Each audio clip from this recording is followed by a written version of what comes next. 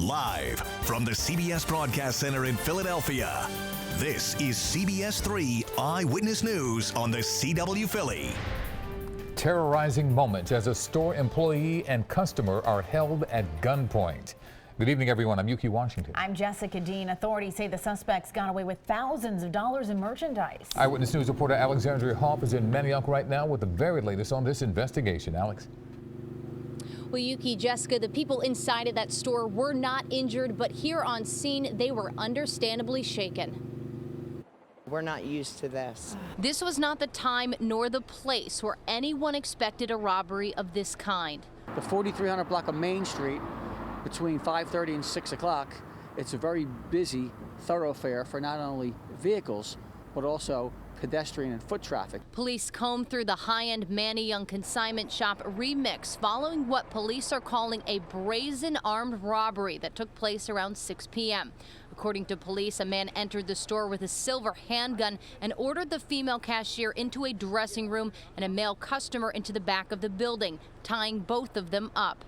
Then the perpetrator shut the lights off to the store, and then two other perpetrators entered the store. The trio was able to get away with more than $10,000 worth of merchandise and $200 cash. We're told that the three perpetrators, although they were wearing gloves, so we can't get fingerprints, they were not wearing masks covering their faces. And police say they believe interior and exterior surveillance cameras caught the whole thing.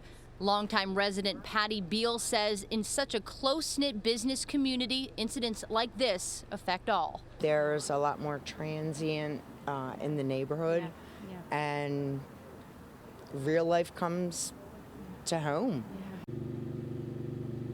On top of that surveillance footage, police are also following reports of the men taking off in a silver vehicle last seen headed north on Main Street.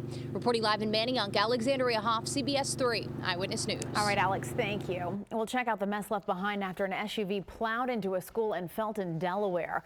Police are trying to figure out why the driver went off the road and slammed into Lake Forest Central Elementary School tonight. The school was empty and the driver is being treated for non-life-threatening emergencies. Donald Trump's inauguration as the 45th president of the United States is now less than 2 days away. Last-minute preparations are underway, including work on his inaugural address and filling his cabinet. CBS News reporter Weijia Zhang has more from the White House. President-elect Donald Trump takes office on Friday, but so far lawmakers have forwarded only one of his cabinet nominees to the full Senate for approval. This is a swamp cabinet full of bankers and billionaires. Republican Senator John McCain said he has not decided about Mr. Trump's pick for Secretary of State, former ExxonMobil CEO Rex Tillerson.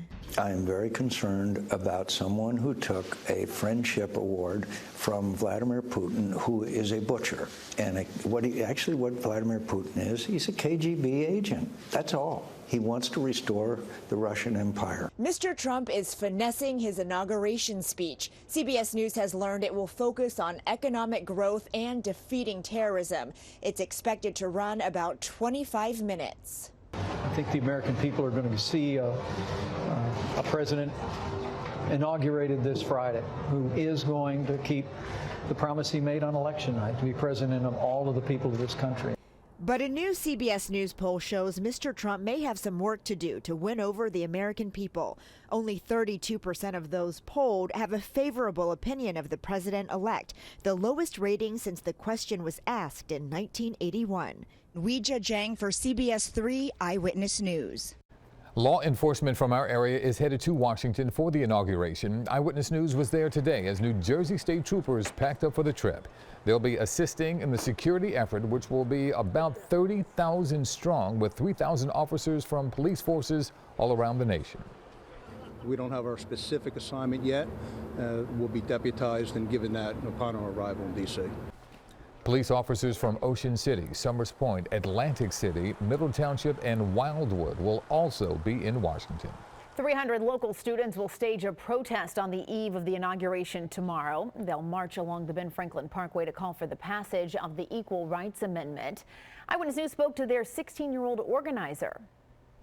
It's based on suffragist Alice Paul, who was she planned a similar march the day before Woodrow Wilson's inauguration in 1913.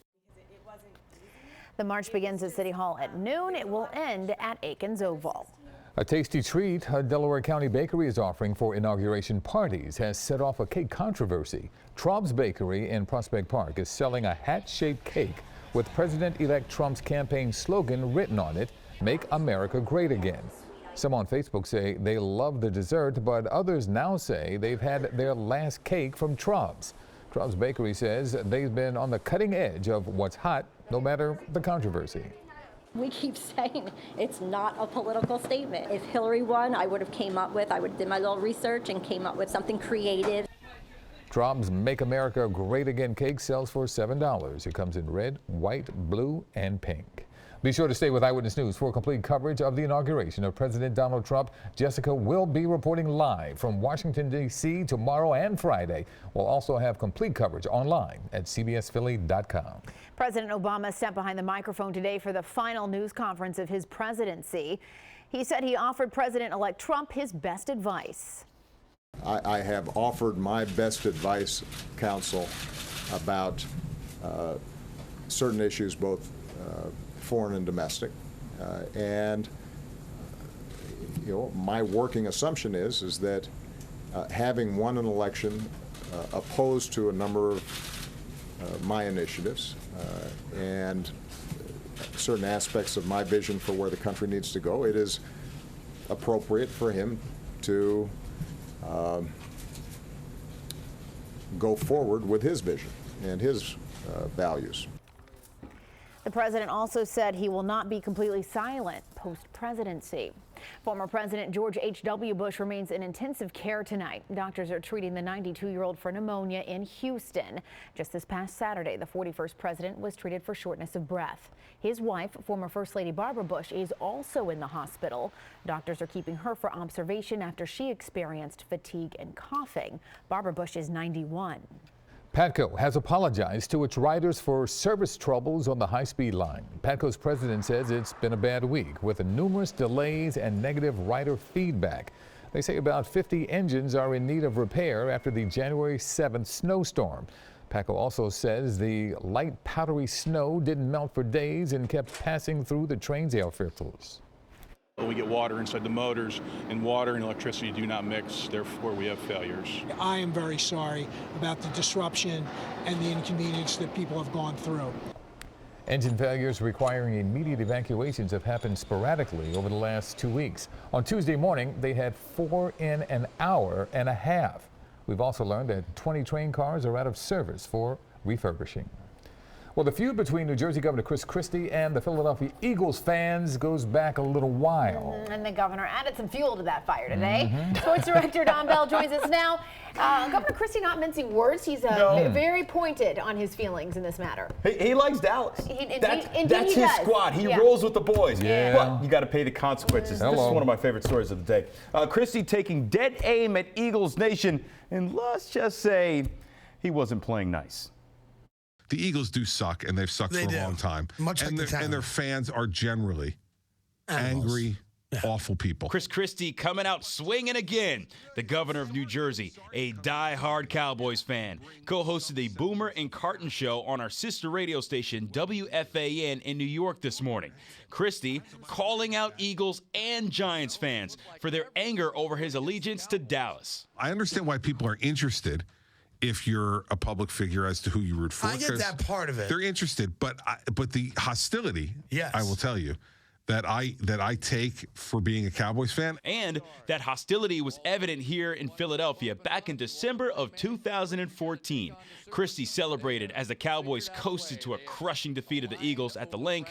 The governor sitting right next to Cowboys owner Jerry Jones. Christie defended himself to Angelo Cataldi on Sports Radio 94 WIP. Governor, I was going nuts. I wanted to take my vote back.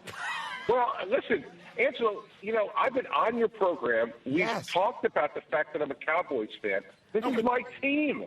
This is my team. It's a team I root for. That year, the Eagles missed the playoffs. The Cowboys would end up losing to the Packers with Christie once again in attendance. This year, of course, the Packers again bouncing the boys from the postseason. Eagles fans we caught up with today say there's no love for the Gov. Maybe he's describing the job that he's done in his own role for New Jersey.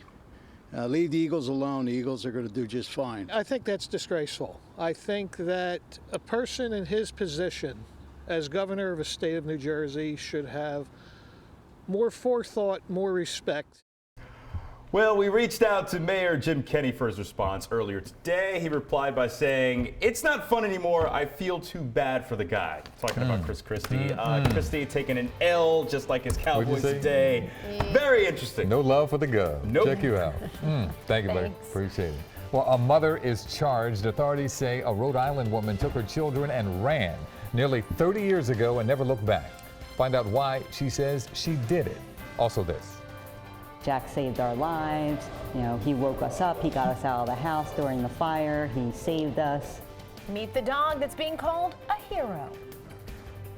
And we have a nice stretch of warm weather on the way, a stretch of 50s, but a few chances of rain here and there. I'll tell you which day, the best day to get outside and enjoy the above average warmth.